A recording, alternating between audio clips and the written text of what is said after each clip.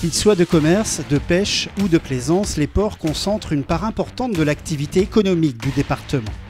Liés à l'identité de la Seine-Maritime, ils participent à l'histoire et au charme de sa façade littorale.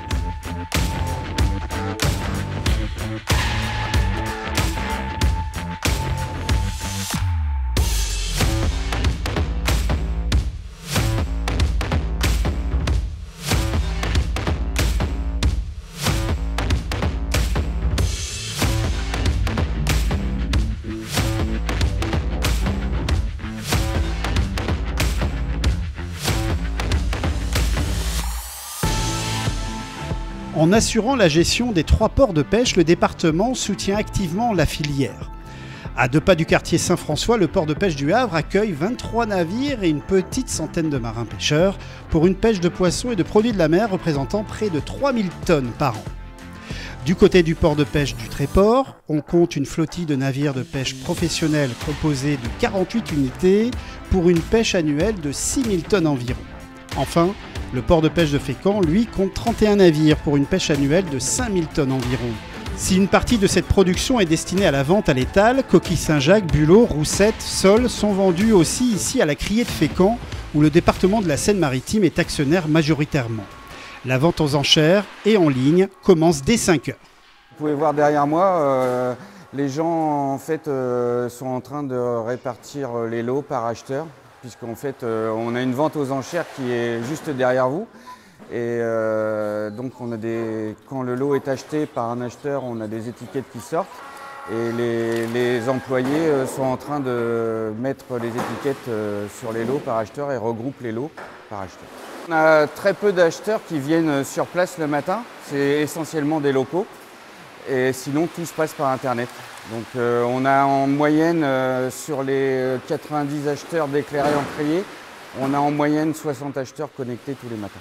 On a presque 10 tonnes de vente. Tout va partir. On n'a pas d'invendus. C'est très très rare. Et en général, si jamais on avait des invendus le jour, on reglace pour essayer de les revendre le lendemain, mais c'est très très rare quand ça arrive. Autre activité importante, le commerce. Au port de commerce du Tréport, 250 000 tonnes de marchandises sont traitées annuellement, dont 80% est de l'exportation. Le port dispose d'une magnifique surface de 86 000 m², dont 6 hangars de stockage et 11 postes de déchargement à quai, et peut accueillir des navires jusqu'à 120 mètres de long, 17,50 m de large et un tirant d'eau de 7 mètres. Du côté du port de commerce de Fécamp, avec 12 hangars de stockage et une surface de 43 000 m², avec 7 postes de déchargement à quai, il traite la même quantité de marchandises grâce notamment à de nouveaux équipements comme cette grue mobile Liebherr 150 pouvant soulever près de 40 tonnes.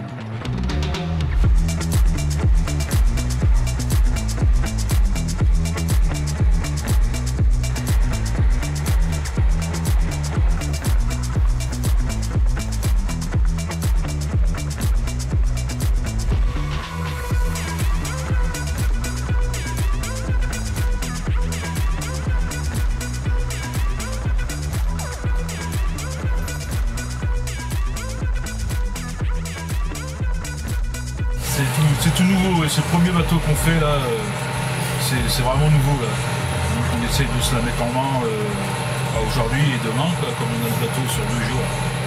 Ça nous permet de se faire la main dessus. C'est un métier que vous aimez bien, grutier? Ouais, c'est un bon métier, oui, c'est sympa. Ouais. Quand les grues marchent bien et que tout va bien, c'est top. Quoi. Il y a quand même 1400 colis de poids, donc ça commence à faire. C'est des gros bateaux qu'on fait là.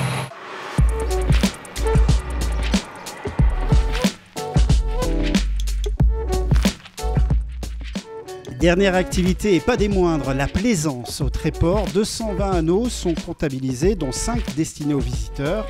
À Fécamp, on compte 667 places, dont 50 sont destinées aux visiteurs et 180 places dans le port à sec. Au pied des plus hautes falaises d'Europe, ces 2 ports de plaisance permettent la pratique du nautisme dans toutes ses largeurs. École de voile, canoë, plongée, promenade en mer sur de vieux gréements, en toute liberté et sécurité.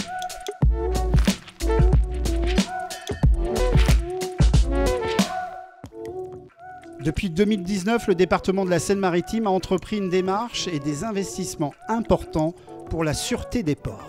La démarche consiste à mettre en conformité les ports départementaux avec le règlement européen 725 de 2004, qui est mieux connu sous le terme de Code international pour la sûreté des navires et des ports, qui a été pris notamment au lendemain des attaques du 11 septembre 2001 et qui est obligatoire en France au titre du Code des transports pour tous les ports qui accueillent un trafic de marchandises ou de passagers à l'international.